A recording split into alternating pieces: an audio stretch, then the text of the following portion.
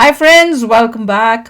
राम मंदिर, ओवैसी ने उगला जहर, सुधांशु ने दिया जोरदार जवाब। चलो देखते हैं। पता नहीं लोग बाज क्यों नहीं आते, मुझे तो समझ नहीं आती है। अपनी गंदी पॉलिटिक्स, अपनी गंदी सोच को बाहर निकालते ही क्यों हैं। जहाँ एक कब घर में बैठ जाएं, दरवाजा बंद करके बाहर ही मत निकले अपने जिस तरह की सोच लेके बैठे हुए हैं।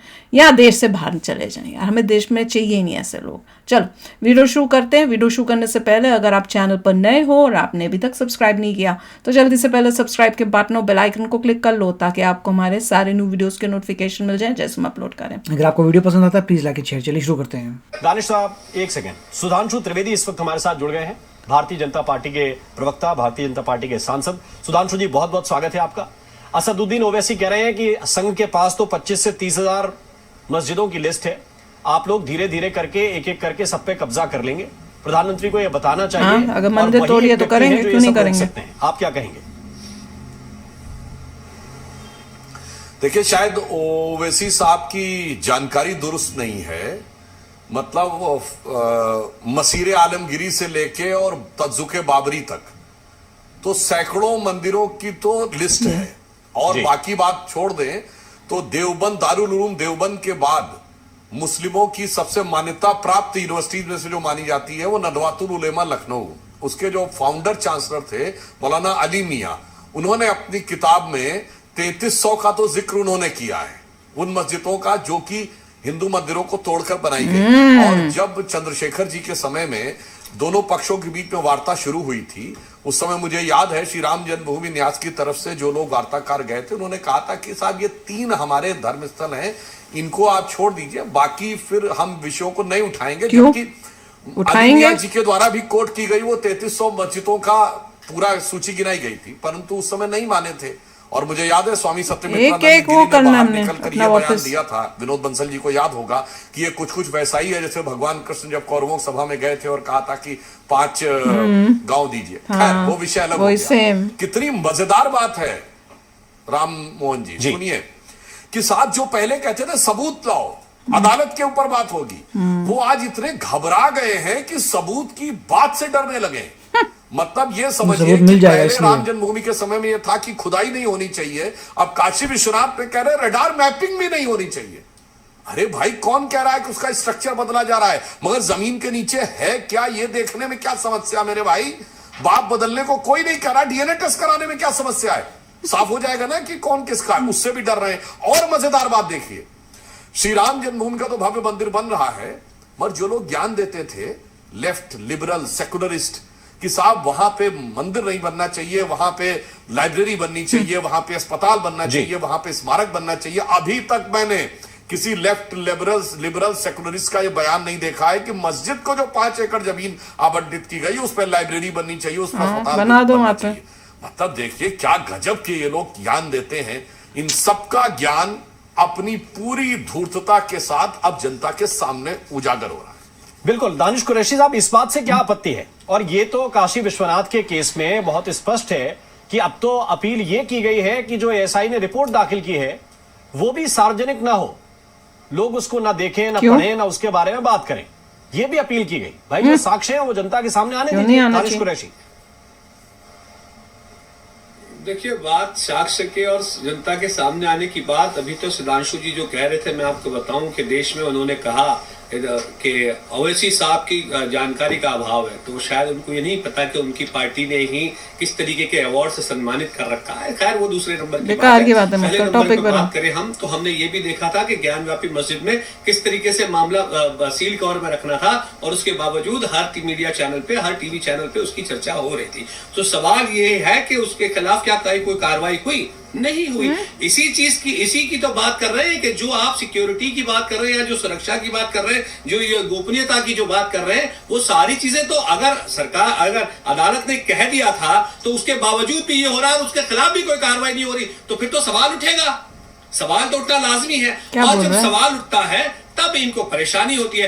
इनकी राजनीति, भारतीय जनता पार्टी की जो राजनीति है वो धर्म आधारित राजनीति है, और हमारी जो सोच है वो संवैधानिक आधार पर है, तो ये कॉन्ट्रडिक्शन तो रहेगा ही। नहीं तो ठीक है, हमारी तो होती है कि हिंदुओं को दबाओ और दूसरों से वोटें लो। दानिश साहब, मेरा ये कहना है कि ज्ञानवापी के संदर्भ में तो बाकायदा गवर्नमेंट ऑर्डर अवेलेबल है। मतलब देखिए, मैं दर्शकों से कहना चाहता हूं, दो चीजें होती है, होती किसी इतिहासकार ने कोई संदर्भ दिया कि ऐसा ऐसा हुआ था, इसमें आप कह सकते हैं ये इतिहासकार का अपना विश्लेषण था, अपनी धारणा थी, या तथ्यों के आधार के ऊपर उसका अपना विचार था।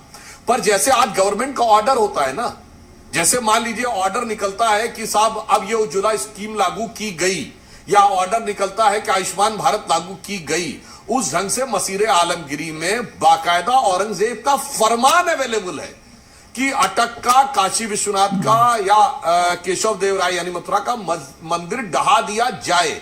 वो अप्रैल 1658 का है, और उसके बाद उसकी कंप्लायंस का भी ऑर्डर अवेलेबल है कि ढहा दिया गया। फिर कहा गया कि उसकी मूर्तियों को मस्जिद की सीढ़ियों में लगा दिया जाए, वो भी अवेलेबल है। साहब इसके बाद तो मुझे लगता है बहस की गुंजाइश ही नहीं रह जाती। सीढ़ियों में जहां से लोग चढ़ के पैर तो कह रहे हैं कि साहब रडार मैपिंग कर लीजिए, अब साहब वो भी नहीं करना चाहते। तो मुझे लगता है यहां पे मैं दानिश साहब एक और बात कहूंगा, थोड़ी दानिश्वरी दिखानी चाहिए आपके लोगों को। ये बाबर, अकबर, तुगलक, औरंगजेब, इनसे अपने को क्यों जोड़ना भाई? वही तो भारत का कोई ईसाई तो नहीं कहता कि कॉर्नवालिस या कर्जन हमारा था, या जनरल डायर और चर्चिल हमारा था।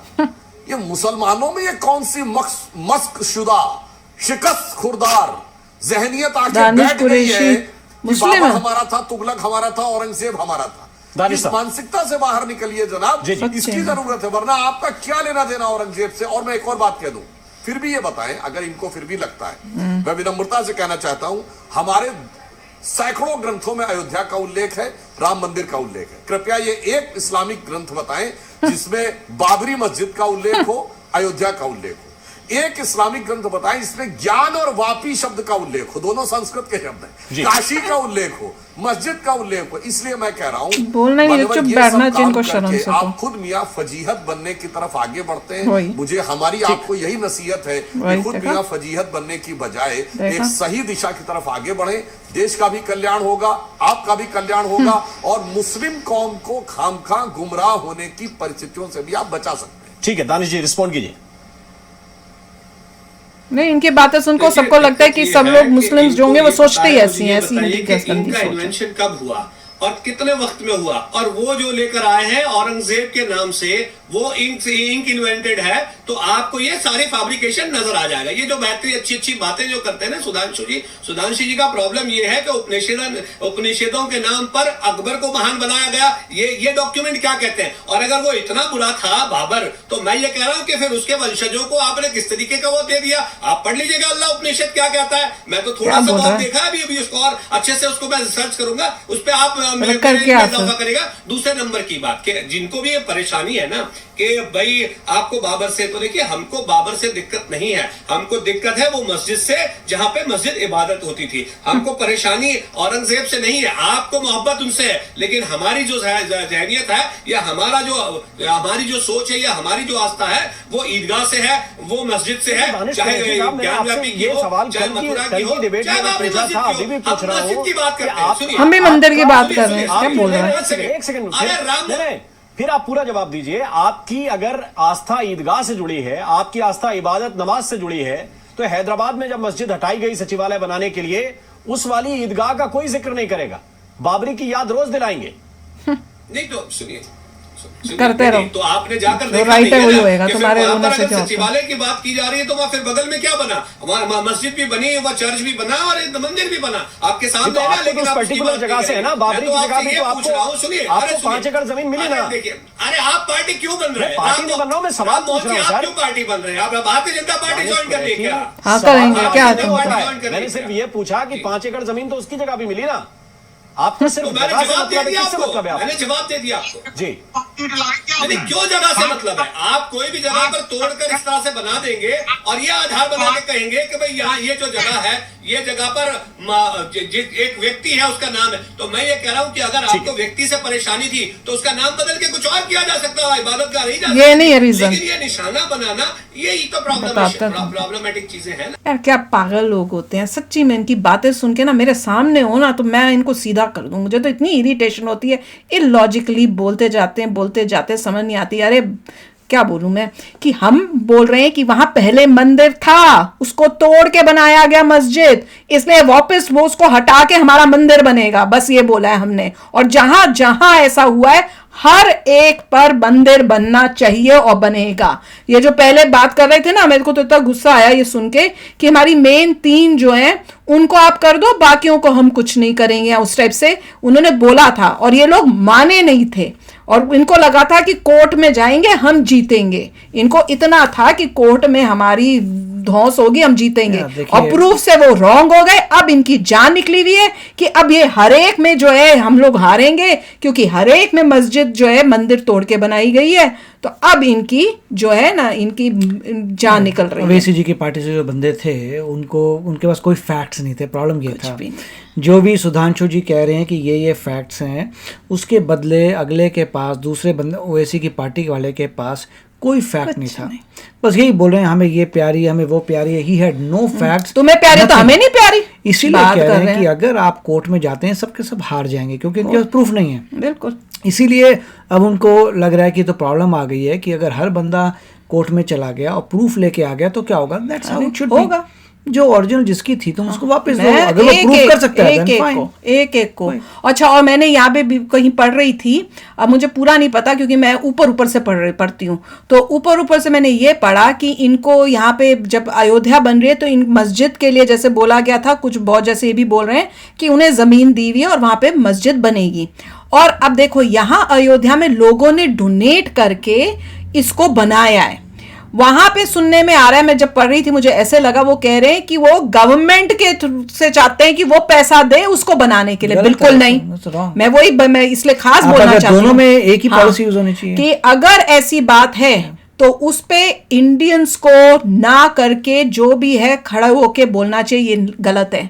अगर मंदिर हम लोगों ने डोनेशन से किया सारा, तो मस्जिद में भी डोनेशन से बनाओ। तो कहने का मतलब ये है जो भी प्रोसेस होता है वो दोनों में इक्वल होना चाहिए। वही मैं कह रही हूँ कि अगर वहां पे गवर्नमेंट ने दिया है, जितना दिया है उसी हिसाब से उतना देना चाहिए। ये नहीं कि भैया यहाँ पे तो कुछ नहीं वहां पे दे दो। तो आप बताना, मुझे पक्का नहीं है, मैंने ऊपर से पढ़ा था, मुझे लगा ऐसा ये कुछ बोल रहे हैं, तो मैं कंफर्म करना चाहती हूँ कि वाकई ऐसी जो कुछ भी प्रोसेस है सेम अप्लाई होना चाहिए। बिल्कुल।